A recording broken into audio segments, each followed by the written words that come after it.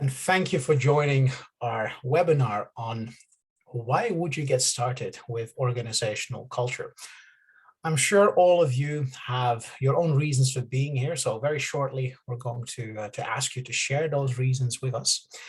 And then in the remaining time, what myself and my colleague Akhilesh Mandal will do is walk you through some of the things to keep in mind when we talk about organizational culture and how we as Hofstede Insights can support you on your journey into this fascinating topic, which never ceases to amaze us. Every organization is different, is unique, yet there are quite a few similarities. So let's get started.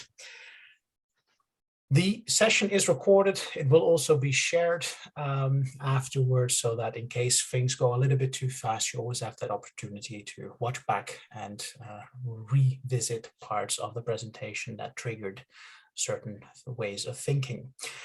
My name is Egbert Schram. I'm the Group CEO at Hofstede Insights, and I've been active in this field for the better part of the last 2 decades, and still keep learning. As said before, every organization is unique, so you never know what you're going to find. With me here today, I've got my esteemed colleague, Akhilesh. Akhilesh, maybe you can do a short introduction of yourself. Sure. Joining in from Bangalore, known as the startup capital of India, but for me, it's the weather. It's been always the weather. And been a hardcore business leader for over 2.5 decades before I got onto this current avatar of people, culture, advisory roles.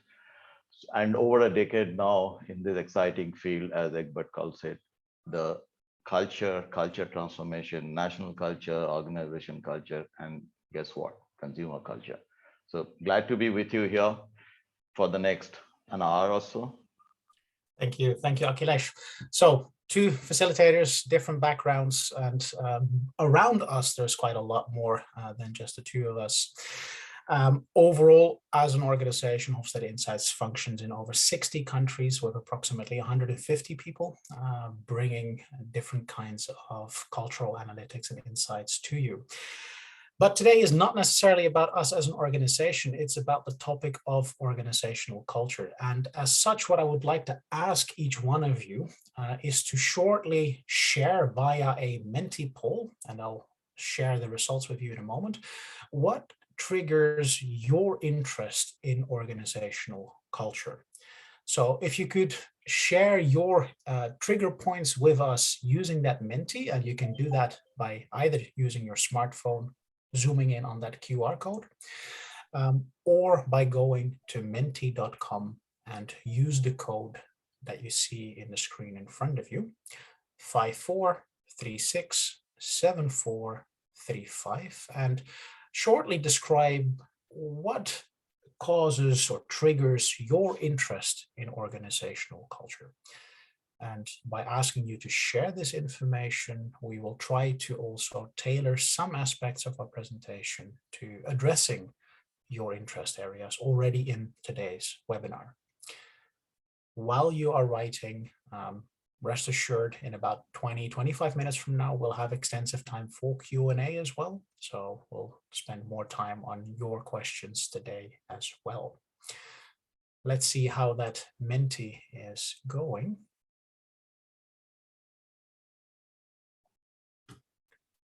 We already have a few answers there. And those answers are, as you can see in front of you. So because organizational culture is foundational to employee experience, working at places where cultural values and practices are aligned, understanding how it unlocks performance, transformation related interest. So as we can see, already 16 people sharing their reasons for joining today, how our culture is impacting behavior, motivation. Okay, very good, very good. Thank you so much already for sharing those trigger points. And let's see if we can address already some of those items in today's presentation. If we talk about what makes us as an organization unique to answer these questions. As said, we work across the globe. We have been a thought leader in this field for the better part of 35, 37 years now at the moment. Every year, we assess the cultures of approximately, depending on the year, 150 to 250 organizations annually. So there is a lot of data that we basically collect every year and also use when consulting organizations. In terms of that global presence, it was already highlighted in some of the trigger points. National culture obviously does impact organizational culture, and we'll talk about that shortly in terms also of why it is important to recognize this connection.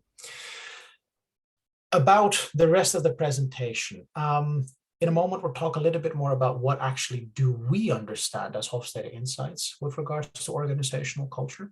How does that impact what you need to know before you start an analysis process? How do we align the culture we measure with the strategy an organization has? And how can you get started before we get to the Q&A for further reflections? Now, Akhilesh, to move over to you, when we talk about organizational culture, can you describe what it is that we mean with this in terms of this beautiful picture of an engine in front of us? Right. So, as you guys see, it's a complex, let's assume it's a complex modern day engine, which has got hardware, which also gets driven by a lot of software. While organization culture is, of course, relatively soft, there are some harder element to this. There are more softer element to this. Let's go over that. And the way it manifests itself is through multiple layers. For us to be able to crack culture in a way that it can become far more tangible than what it is, let's look at this diagram where we are looking at from outside to inside.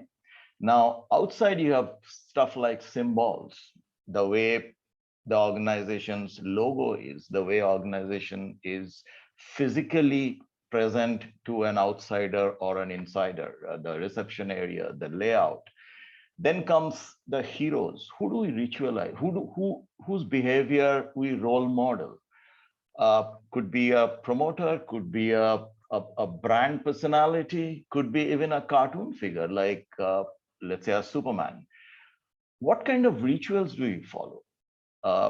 In the sense, how do we meet? How do we greet? What's our practices? What we reward? What we sanction? All of this together is actually the organization culture.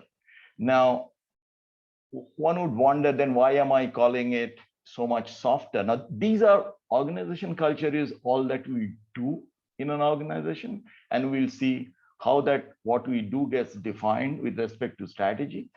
You come to the core of it, it comes to your own individual values, which are primarily determined by your national native culture. Now, that's the softest part. That's the emotional bit. So if I were to break this entire culture onion into two larger portions, one is the organization culture, which is all about the practices you practice, all about the stuff that you do. And the core of it is the national culture driven emotional relation to what you do. Do you believe that you are in sync with all the practices? That will get determined by and large by what kind of national culture you come from. So that's pretty much a visual representation of the different levels of culture. And you will see how it's important for us to look at this, because the way we actually operate and change organization culture.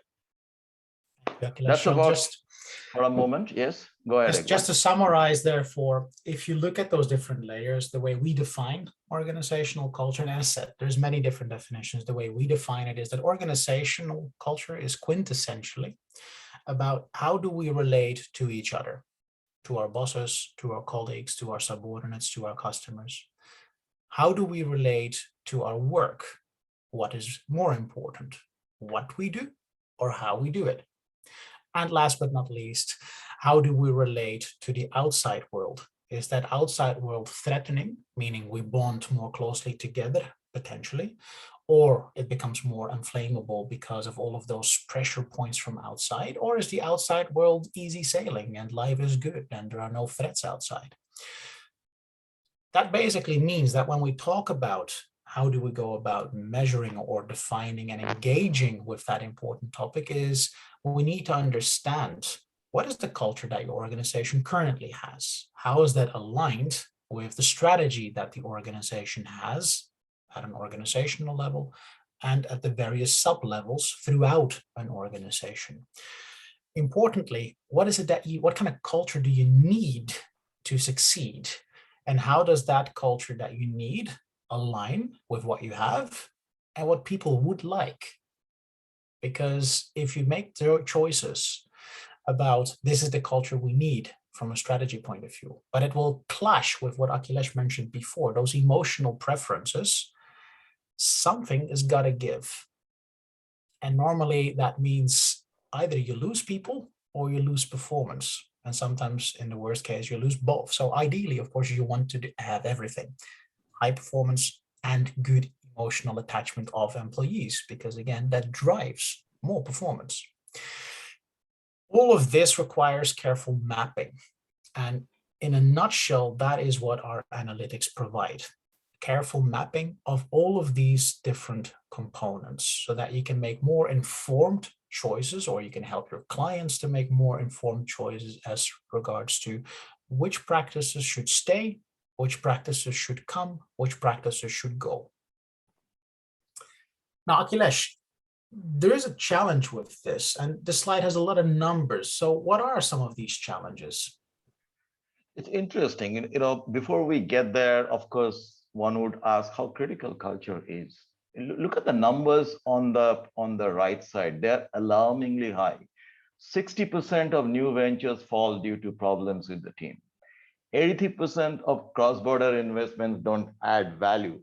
9 out of 10 startups fail within 12 months. The funny thing is, a lot of people, and you see the numbers on the left side, they believe that this has got something to do with culture. Look at the numbers. 90% believes that culture is important at our firm. Improving corporate culture would increase value. Our corporate culture is where it needs to be. Only 15% believe that they have the right culture, which is enabling for them. So there isn't any denying the fact that there is a lot of challenge before us, and culture turns out to be extremely critical. So, Ekbar, what should you advise people? How do they go about it?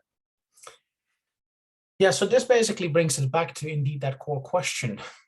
If we already, not even unconsciously, but consciously are aware of the fact that culture plays a role, what is it that you need to know before you can actually start with a process? And it's kind of like a rhetorical question. So take a moment to read the little case description in front of you, and I will also verbalize it. So we have a company that is wanting to implement a new strategy.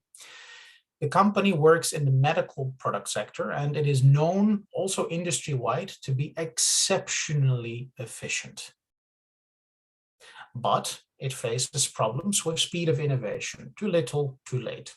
So new strategy, agile, lean thinking, fast, break it before you make it, so to say. If you think about this little case, so you have a company that is very efficient and now needs to become, basically, you could almost call it the opposite. It needs to be agile, it needs to be lean, it needs to be fast, shake it and break it. What would be the optimal culture when we talk about something like goal orientation? And I'm just going to ask you to verbalize your thoughts in the Menti, and I will also therefore move the Menti to that question. So what should be the optimal culture for this particular organization? And remember, this is not an exam. There's no rights and wrong answers. We just want to prime your brain a little bit. So you have a company that is very efficient and now needs to become a shaker and breaker. What would be the optimal culture on goal orientation? And if you think Egbert, I have too little information. I cannot answer this. And that is your answer.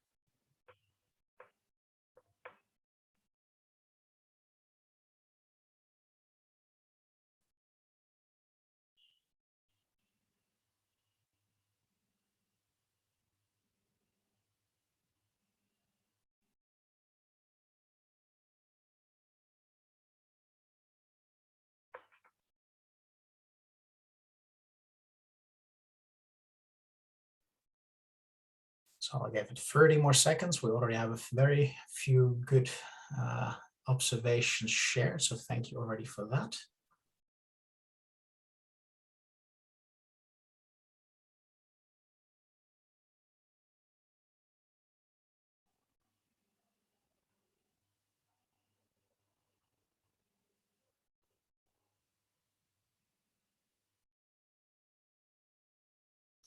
So obviously, we can spend a lot of time just reflecting on a simple question like this.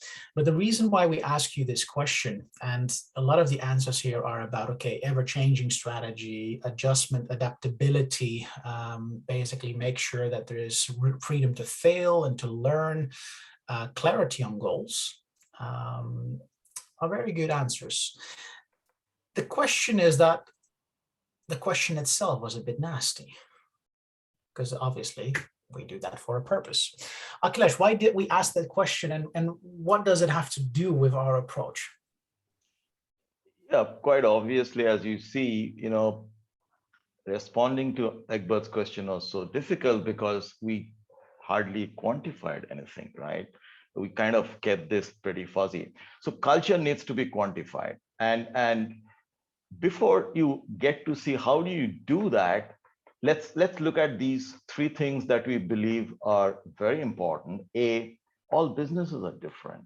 So therefore, you understand the complex reality of the organization, the nature of business, the environment where your business is embedded in.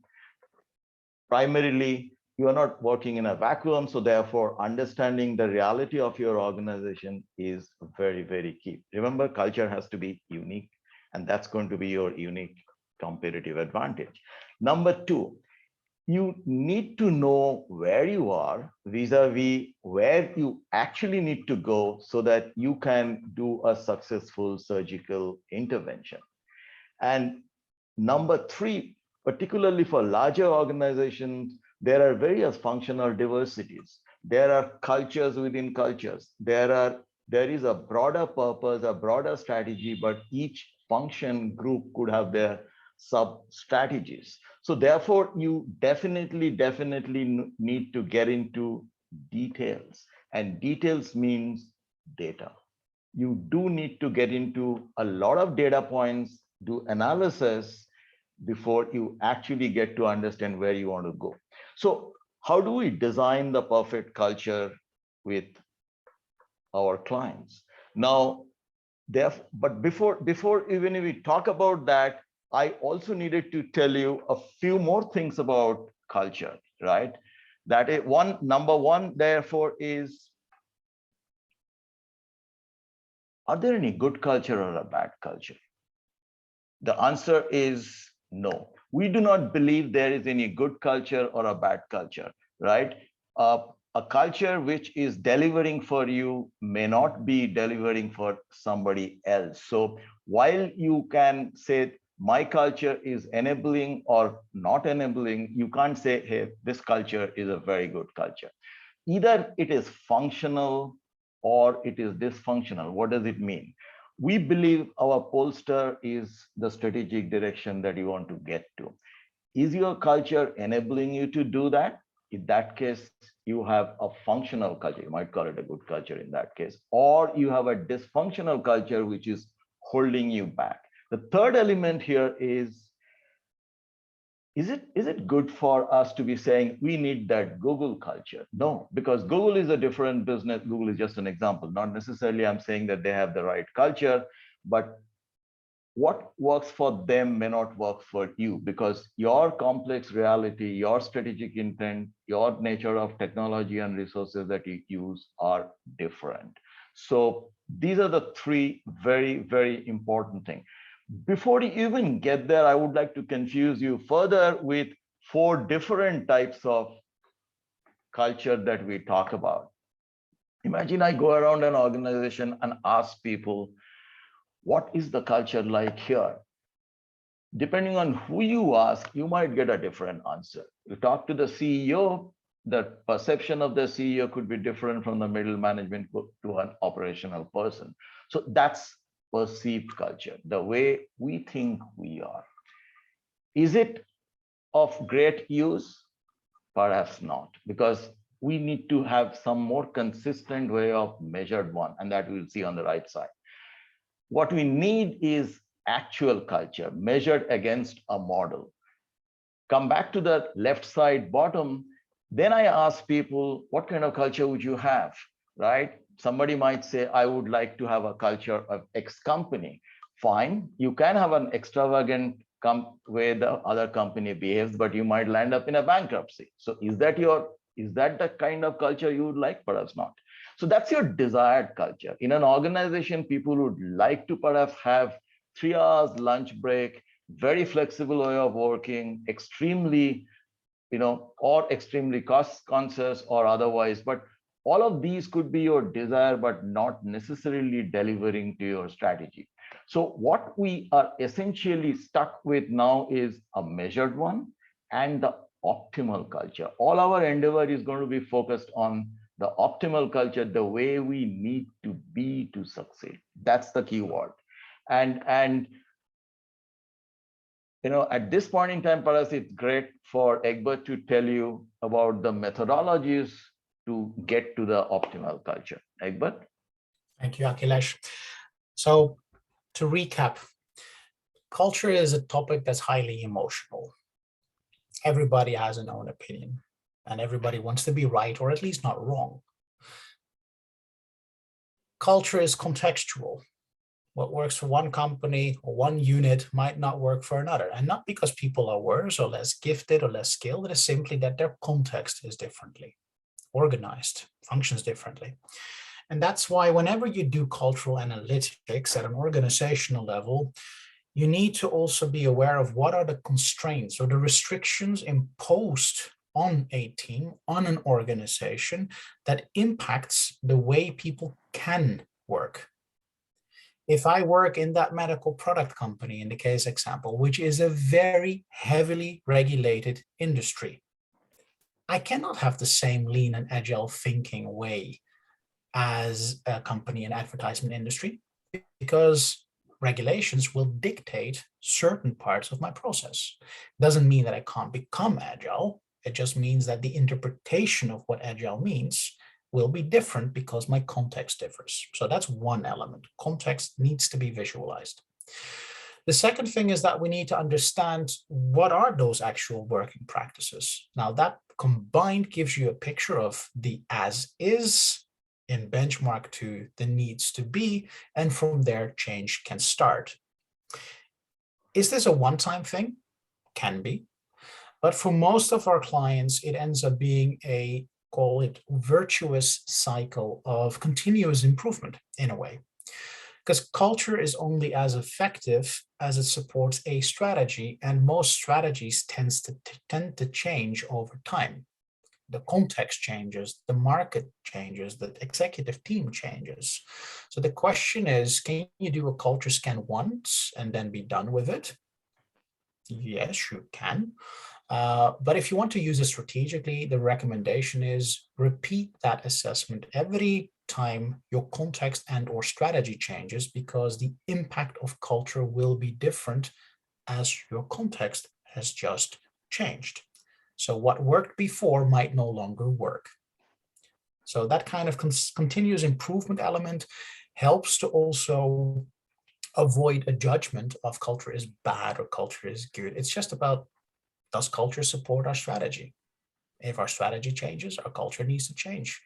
And if the strategy is too far away from our culture, maybe we might not even want to go for that particular strategy. In technical terms, how we go about measuring this is something called pattern analytics. So we look not at the individual answers of respondents we look at the answer patterns throughout a group of respondents.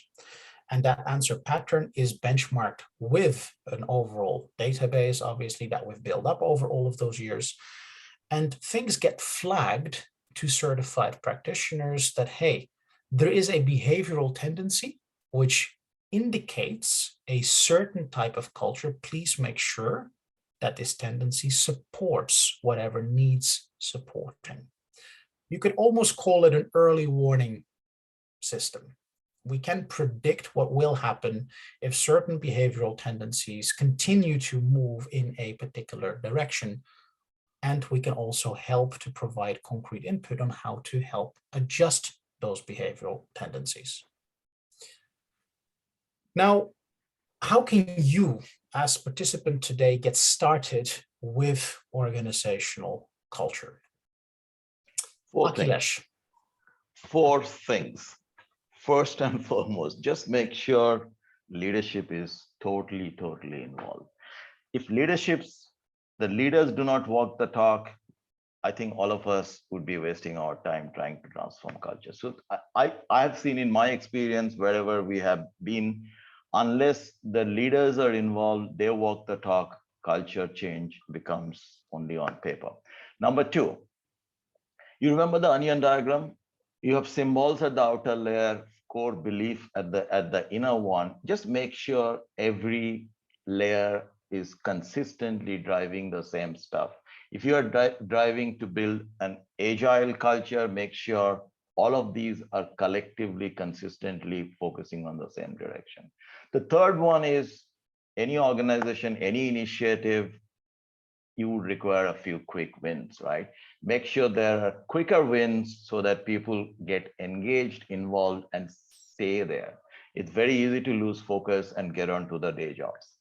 And the fourth one, as you would imagine, this is a kind of a balancing act, right? Beware that if you get it wrong, it is going to slow it down, but if you can get things right, it's going to really quicken things up. So there are the four elements, keep in mind before you get to making culture work for you. And to bring it back to that engine and that statement on the bottom, engines can be tuned for optimal performance, high speed, but then they won't last very long. They need maintenance more often. Or engines can be tuned to last very long, but then they won't have as high as an output because durability is the strategy, not top-level performance. These are choices. And that is basically the consciousness with which you can manage organizational culture. Are you building an organization to last, which means durability? Or are you building an organization that you want to sell after 3 to 5 years, which means that you can implement very different practices?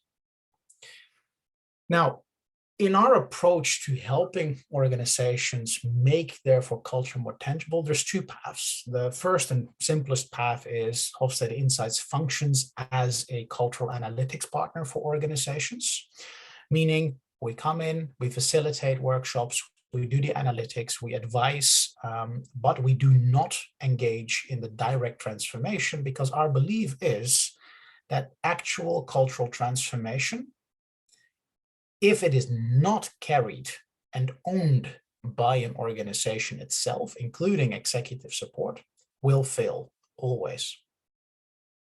So if you are going to go through cultural transformation and you do not have, as Akhilesh already highly pointed out, if there's no executive buy-in, it won't work. So executive buy-in is really important because that is the mirror. That's one way in which we engage with cultural analytics. The second path is that we transform and we transfer our methodological way of thinking and the analytics for you to assess organizations. So if you're a consultant, for example, but also if you are an HR professional or change and transformation professional and you want to do multiple transformation processes, we can certify you to leverage the methodology, and our role is much more that of mentor and guide as opposed to the actual execution. If you're interested in that path of becoming certified, on our website, you will have much more information on all of the program components. But these are some of the dates that are already scheduled for this year. Upcoming, or actually ongoing, this week is our course in Sydney. That's a physical course. Starting in August, we have a virtual course for the wider APAC region. There's special pricing for organizations that are registered in India as an Indian organization. So do connect with us in case you want to know more. And Akhilesh also put the link in the chat. If you are registered as an organization in Africa, we've got a modified program for Africa-based organizations, and also that you will be able to find on our website. So plenty of opportunities to engage. Some of the courses are physical, others are virtual. By doing so, you will walk into the footsteps of thousands of organizations across many different spectrums. As you can see, quite a few names there. Irrespective of the sector you're in, we will have had experience in that sector. And that also means any advanced data security, etc. As we work with central banks, financial industry, healthcare industry, we're very well versed in all of this. That being said, we now get to the most important part of today's webinar, and that is your questions. So that being said, in the Menti, and I will open that up again for all of us, we have the opportunity to ask questions. And Akhilesh and myself will highlight and pick a few so that we spend about, let's say, 15 to 20 minutes, maximum half an hour to reflect on the questions that you have within the audience. So as we would now say, the floor is yours. Please use the Menti to share your questions and or comments or observations, and we will pick a few to reflect on plenary. So we'll give you a minute or so to come up with those questions and comments.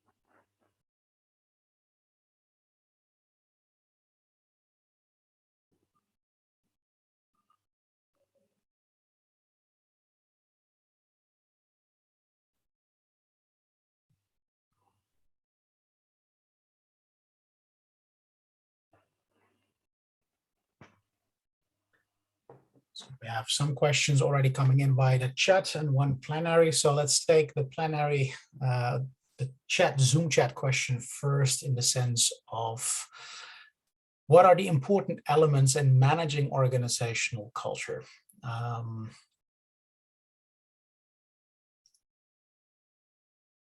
Akhilesh, what is, in your experience, what are some of the important elements to take into consideration when managing organizational culture?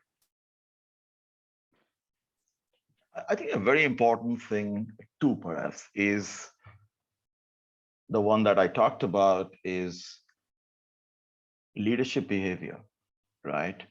But prior to that, I think there has to be a very clear articulation, communication about where are you heading towards, the purpose, the vision, mission. All of these are important not to get people confused, and then get the leaders to align themselves and walk the talk. The other broader elements are make sure your system, structure, processes, they are designed in a manner that influences those behaviors that you want. That's very broadly speaking. Yeah, and to add on to this and to connect it to one of the questions in the Menti, in terms of how about managing organizational culture in a multicultural environment. The reality is, even today, even with third culture kids, people that have grown up in multiple national cultures, etc., we all have our emotional preference for how we like our work to be. That's natural. The challenge with that is who is right and who is wrong. If I, as an employer, say, yeah, well, wonderful that you prefer that way of working, but it ain't going to happen, two things can happen. Number one, you say, well, I'm sorry, then I no longer want to work for you, and you leave. Number two, you stay because you can't find anything else. In either way, it becomes a problem for me as an employer, because either I get a demotivated employee or I need to look for a new employee. Both are costly. So the reflection there is connected to what Akhilesh just said. An organization has owners. Whether it is a private organization or a public organization, doesn't matter. There are always owners. They are reflected by a board. A board sets out a certain vision with or without the help of an executive team. If there is no consistency and agreement at that level, and unfortunately, this is more often not the case than it is the case, that the owners, the board, and or a management team in itself is not aligned with what the organization strategy is, it's just going to create a mess further down the line. So the most critical component besides that leadership engagement in itself is also absolute clarity at a management / owner / board level of what is it that we're trying to do as an organization. Because if it isn't there, it won't be in the rest of the organization. And then you're starting to get issues, because who is right? Who is wrong? Whose interpretation is the interpretation we should follow? So leadership involvement and ownership clarity. What is it that we're trying to do with our organization? What is it that we get paid for, either by taxpayers or by customers? And based on that, take a decision. And ideally, that decision in terms of these are the practices that we want to implement is aligned with the overall preferences of everybody in the organization. And again, that is something we measure, so that you have the best of both worlds. A way of working that is strategically relevant and emotionally sustainable. Those would be basically, I'd say, the two most important tips from our side in managing organizational culture, and especially when it involves multiple national cultures or people that have come from multiple backgrounds, because that clarity is where it all starts. Then in terms of how do I sell organizational culture internally? If you're HR or you're a strategy director, how do you get other management team members to take it seriously? Numbers. Because culture, and this again, this is the paradox, because it is such an emotional topic, numbers are the only way in most organizations, in our experience, so I'm putting a lot of context here, big disclaimer, that you can get executives to take the topic serious, in that sense that actually, if by addressing cultural issues inside your organization, you can reduce sick leave, for example, you save enormous amount of business. If you can reduce retention or increase retention, reduce attrition, every single person that leaves costs an organization money in lost productivity, in having to hire new people, get them up to speed, let alone the risk of losing intellectual knowledge. When people leave, they take their knowledge and in a lot of cases clients with them. So it is a concrete business risk that you're talking about. Akhilesh, anything to add there from your side? Yeah, what I've seen sometime is selling the cost of not having the right culture sometimes is more easy than saying why you should have a right culture. Tell people, if you do not have the right functional culture, what will be the cost that you to have a dysfunctional culture, than saying that if you have the right culture, how you're going to improve. That actually cuts the ice much quicker sometimes than telling what are the good things that you might have. Then there's some questions in terms of what kind of course would be best serving you if you're working in there's one question in the central chat about communities in the USA. in general, if you work in that field whereby challenges inside an organization come both from the way people work and the emotions attached, our recommendation is to actually follow both our certification courses, because it allows you to have a deeper understanding of, number one, how do I help my clients understand that certain practices do not serve their strategy, or that other practices might better serve their strategy execution? That's number one. The second is, how do I help them fine-tune their communication in a way to create more feeling of inclusion? And that is a topic that is built on emotional preferences, and that comes from national cultural drivers. So that is something that we strongly recommend then to basically touch upon both. In general, given that most of the world is becoming more and more multicultural, even if you don't work across borders, there's so many people that have been raised outside the borders that you have multicultural presence in a country already, that it is never a waste of time and money to invest in helping people to be more aware of the emotional preferences that we have. Emotional preferences with regards to the way we work, emotional preferences to what a manager is supposed to do. Is a manager a salesperson? Is a manager a coach? Is a manager somebody that simply tells you what to do? This is all cultural. So that combination would be something that we would recommend. In order of priority, we would recommend start first with measuring, so the data analytics, the organizational culture part, because that allows you to also highlight already other particular practices that are an issue, and then dive into the deeper emotional understanding. Then we have a question with regards to, still quite a few questions, and you might hear in the background that we just had the clouds break open, so a bit of water coming down. Akhilesh, for your reflection, in the last 2 years, obviously with COVID and the pressures on working remotely, have you seen that leaders have become more open to listen to employees and spend attention on the emotional side of things?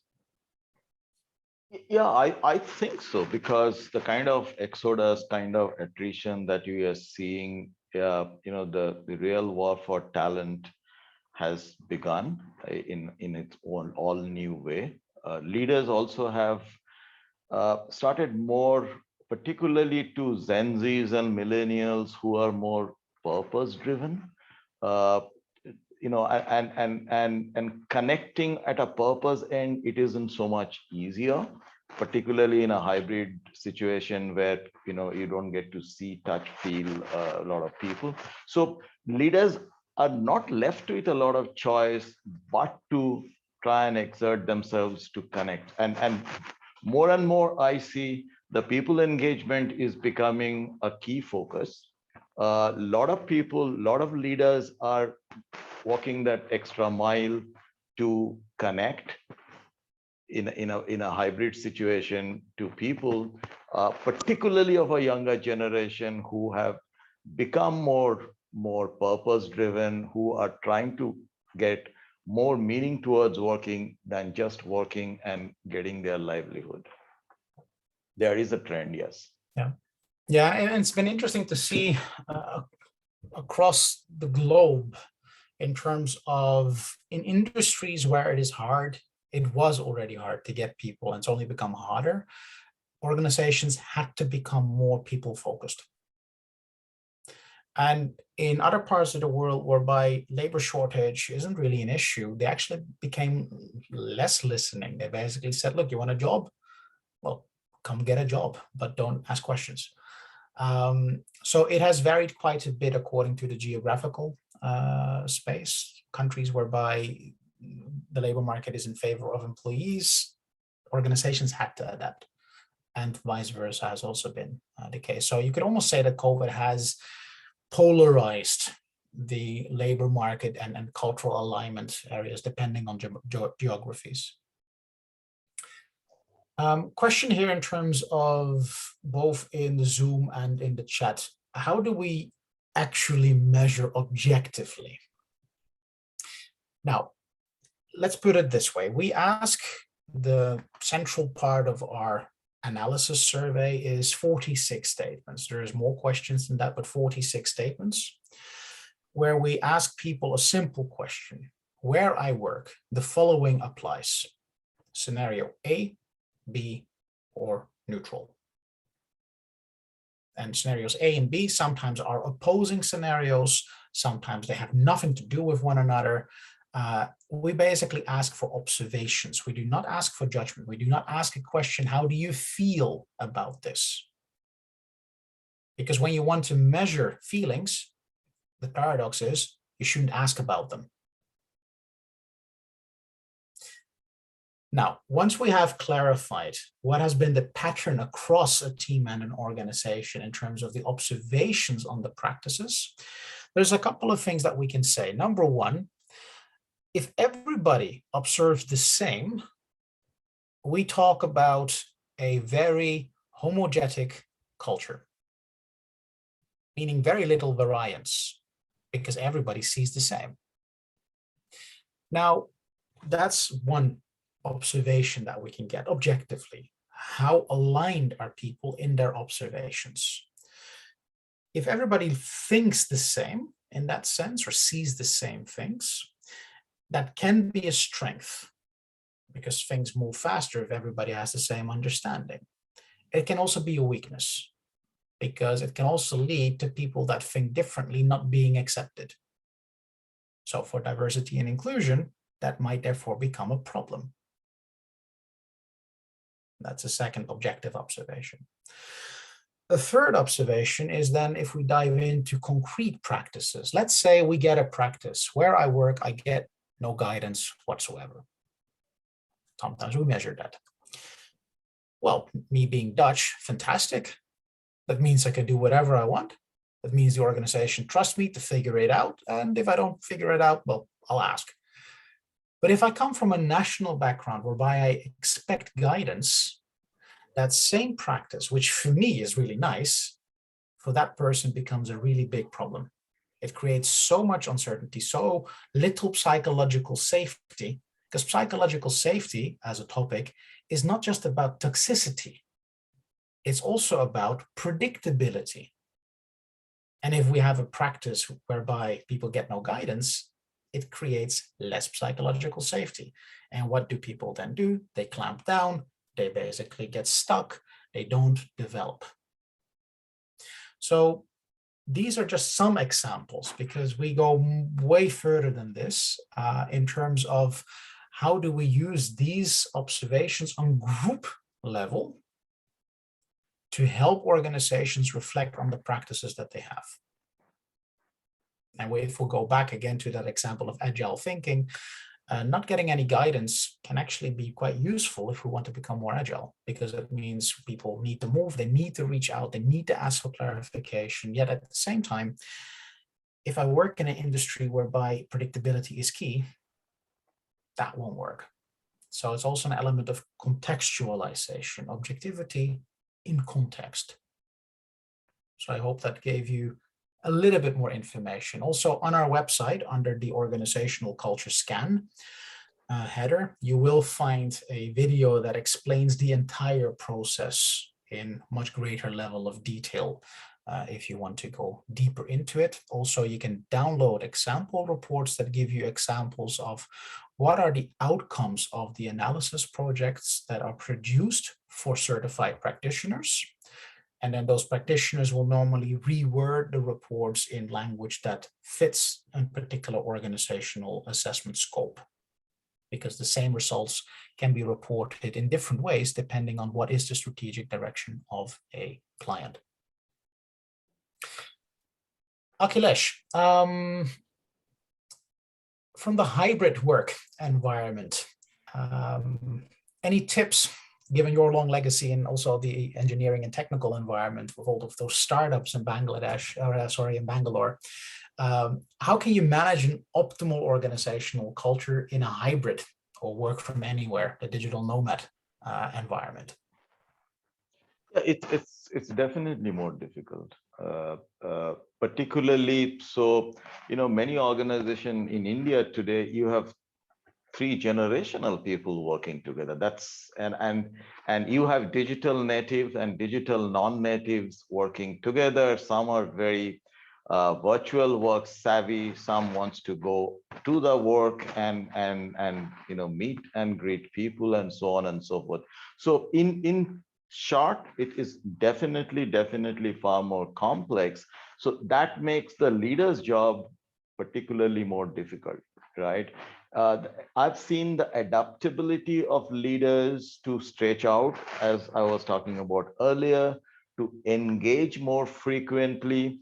So often leaders in the process of engaging more, they just fix another meeting after 7 o'clock in the evening saying that now let's connect. Doesn't work, right? People are already fed up about the whole days of virtual meeting after meeting, and then they say, I have another 1 hour for the leaders to connect. And in the process, what happens is I land up getting reviewed by the leader as to what I did in the whole day. You have to be very true to the fact that you need to make that genuine, sincere effort to engage. That's very difficult, particularly the scenario that there today is. And therefore, uh, you reduce the burden of people's work. You have to generate more trust. I have seen micromanaging leaders are struggling in a hybrid environment than the ones who have established trust. If the person is not there, is he working or is he not working? Right? Is she really doing the work? What difference does it make? As long as you trust and you get the outcome. So the entire leadership style I'm seeing is changing. Those micromanagers are definitely falling behind, and people who can actually sincerely generate, develop trust, they are the leaders who are succeeding. I think this also ties in nicely to one of the final two questions that we'll address today, the topic of resilience. Akhilesh already pointed out, I'd say, the most important thing. It doesn't matter how resilient an individual is on the larger scale of things when the organizational culture is one of everlasting pressure.